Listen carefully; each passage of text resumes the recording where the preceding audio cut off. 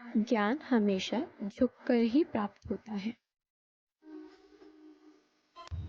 एक शिष्य गुरु के पास जाता है। शिष्य बहुत ही बुद्धिमान और मशहूर पंडित था। वो गुरु से भी ज्यादा मशहूर था। उसे सारे शास्त्र कंठस्थ थे। शिष्य को बस एक ही समस्या थी कि वो सभी शास्त्र कंठस्थ होने के बाद भी सत्य की खोज नहीं कर पाया था। ऐसे में उसने अपने जीवन के अंतिम क्षणों में गुरु की तलाश शुरू की। उसके नसीब अच्छे थे कि उसे गुरु मिल गए।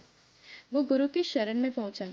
गुरु ने उस मशहूर पंडित की तरफ देखा और कहा, तुम लिख लाओ कि तुम क्या क्या जानते हो, क्योंकि तुम जो जानते हो उन सब चीजों की बात हमें करने की जरूरत नहीं है, और जो तुम नहीं जानते हो वो सब मैं तुम्हें सिखा दूंगा।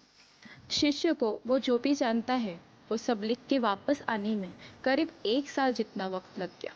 शिष्य को बहुत सारे शास्त्र याद थे, इसलिए वो सब लिखता ही रहा, लिखता ही रहा।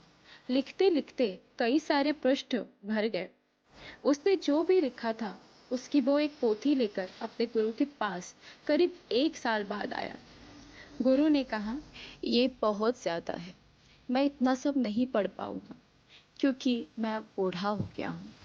मेरी मृत्यु करीब है।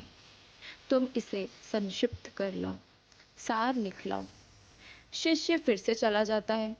इस बार उसे 2 महीने लगते। इस बार उसने केवल 100 पृष्ठ भर के लिखा और वो वह 100 पृष्ठ लेके गुरु के पास आया। गुरु ने कहा, यह भी ज्यादा है, इसे और संक्षिप्त करके लाओ। कुछ समय के बाद शिष्य अपने गुरु के पास एक ही पन्ने पर सार सूत्र लिख के लाया, लेकिन गुरु बिल्कुल मरने के करीब थे। उन्होंने कहा कि मैं सिर्फ तुम्हारे लिए ही रुका हूँ, तुम्हें समझ कब आएगी, इसे और संक्षिप्त कर लो। अब शिष्य को होश आता है। वो भागता हुआ जाता है और एक कमरे में से एक खाली कागज ले आता है। उसने गुरु के हाथ में वो खाली कागज दिया। गुरु ने कहा, अब तुम मेरे शिष्य हो, मुझसे अब तुम्हारा संबंध बना रहेगा। कोरा कागज लाने का अर्थ हुआ, मुझे कुछ भी पता नहीं, मैं अज्ञानी हूँ। जो ऐसे भाव रख सके गुरु के पास वही शिष्य होता है। अगर हमें गुरु से ज्ञान प्राप्त करना हो तो वो हमें अज्ञानी बनकर ही प्राप्त हो सकता है। पंडित बनने से गुरु नहीं मिलते हैं। अगर आप किसी के पास भी ज्ञान प्राप्त करने के लिए, कुछ भी सीखने के लिए जाए, तो ये बात हमेशा याद रखना कि आपको जो आता है उसके बारे में आपको सामने वाले से बात नहीं करनी है। आप जो उनसे सीखने आए हैं उसके बारे में बात करनी है।